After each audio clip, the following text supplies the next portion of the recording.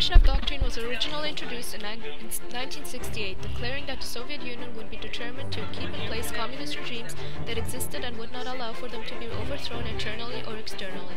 This doctrine justified the invasion of Czechoslovakia, when Alexander Dubček initiated political reforms which were seen as a threat for Russia. In 1969, during the détente, Russia sought direct peace with the United States and avoid nuclear war. As a result, strategic arms limitation talks were starting to take place between Nixon and Brezhnev. Further improvements were seen in 1975 during the Helsinki Final Acts, where Russia accepted to adhere to the International Convention on Human Rights. Russia's involvement in Africa started to increase after the Portuguese Revolution in 1974, as civil war broke out in Angola and Mozambique. As a result, Russia provided assistance to Angola. This movement was called the MPLA, or Popular Movements for the Liberation of Angola. The Frelimo movement provided arms assistance to Mozambique in order to help impose communism and support the Marxist revolutions in Africa. The Afghan region had been known to the Russians since the 19th century, as they had intervened in competition with the United Kingdom. Military cooperation between the two began with Khrushchev and the training of Afghan soldiers, continuing into the Brezhnev era. The ideological problems in Afghanistan began in April 1978, when the Marxist-Leninist Party took over the country. By December of that same year, the new government in the USSR had signed a bilateral agreement, meaning that the Afghan government was wholly dependent on Soviet assistance, undermining the already questioned power.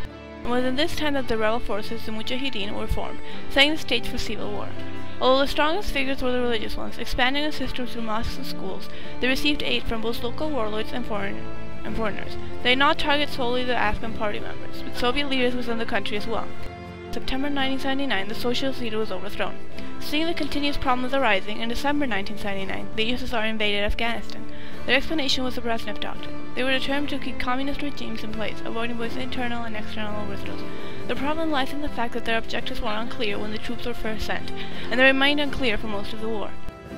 The Afghanistan War was a clear continuation of the Brezhnev Doctrine exercised in Eastern Europe, the ideological rift of the Cold War, proxy wars, and communist expansionism. It represented a change with the Soviet troops entering the stage, successfully putting an end to the previous policy of détente and once more creating tensions between the US and Russia.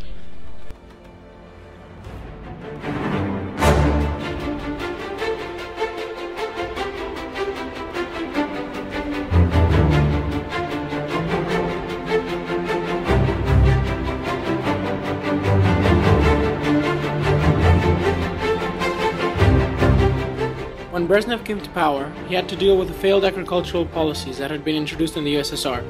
Until the 1970s, the Soviet Union had been able to increase its standard of living steadily. However, after crop failures in 1972, the progress was reversed. Furthermore, up to 25% of the Soviet Union's GNP was being spent on the military, in the hope of closing the gap between the USSR and the USA. As living standards began to stagnate and, later, decrease, morale and productivity also declined. Brezhnev tried to increase the availability of consumer goods, but with little success, and consumer goods remained hard to access outside of the black market. After the death of Stalin, the Soviet public eventually started to realize that the brutal purges that marked Stalin's rule were not going to be repeated, and were slowly emboldened to speak out against the Communist Party. The first example of this was Solzhenitsyn, who published an account of the horrible treatment of Soviet citizens. As political opponents began to speak out, nationalities were also encouraged to speak for their country. The Baltic countries, for example, began to increasingly put pressure on the Soviet Union to allow them greater freedoms. Immediately after coming to power, Brezhnev began his protectionism of the neo-Stalinists within the Kremlin. By 1971, the Politburo was completely controlled by his supporters, and he began to take on a very conservative line regarding politics. This is what led to, eventually, the Soviet leadership being portrayed as a bunch of old dinosaurs, and stagnation within the Kremlin.